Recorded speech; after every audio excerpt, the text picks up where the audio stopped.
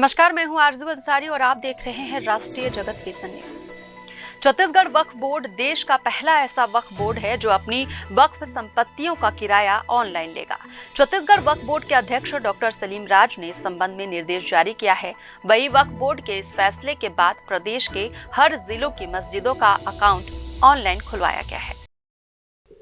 देश में वक्फ bill pass होने के बाद छत्तीसगढ़ पहला ऐसा प्रदेश बन गया है जो अपनी संपत्तियों का किराया ऑनलाइन पद्धति से लेने जा रहा है, जिसके लिए QR कोड भी जारी कर दिया गया है।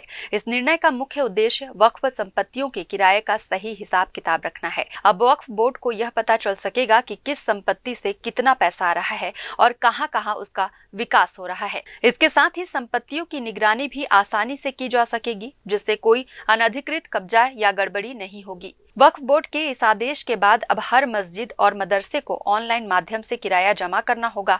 ऑफलाइन भुगतान अब स्वीकार नहीं किया जाएगा। सभी पदाधिकारी मासिक खर्च का वितरण बोर्ड को भेज रहे हैं, जिससे पूरे प्रबंधन में पारदर्शिता बनी रहे। इस संबंध में वक्फ बोर्ड के अध्यक्ष डॉक्टर सलीम राज ने बताया कि वक्फ बोर्ड द्वारा लिए गए इस फैसले के बाद से बिचौलियों का कारोबार ठप हो जाएगा और वक्फ की आमदनी में इजाफा होगा।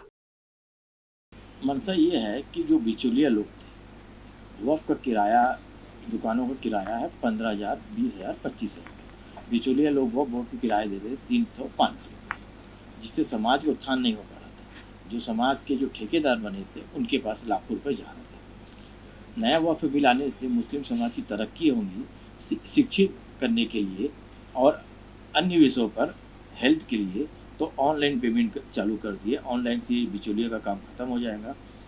बिचौलिया काम खत्म होने से एक्चुअल जितना किराया है वो हमको मिलेगा, जिससे वो आपकी आमदनी बढ़ेगी और समाज को उत्थान में कार्य कर पाएगी। पहले 5 लाख रुपए में नहीं आता था, अभी इस बार अनुमान है और कोशिश कर रहा है कि सैकड़ों करोड़ में आना चाहिए साल का किराया, और सर्वे के हिसाब से 200 करोड़ के आसपास का अनुमान है।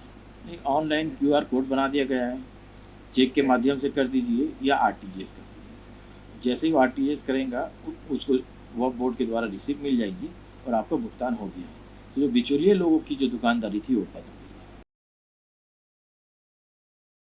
फिलहाल इस खबर में बस इतना ही। देश प्रदेश की खबरों से अपडेटेड रहने के लिए हमारे चैनल को सब्सक्राइब करें और नए खबरों के नोटिफिकेशन के लिए बेल आइकन को जरूर दबाएं। नमस्कार।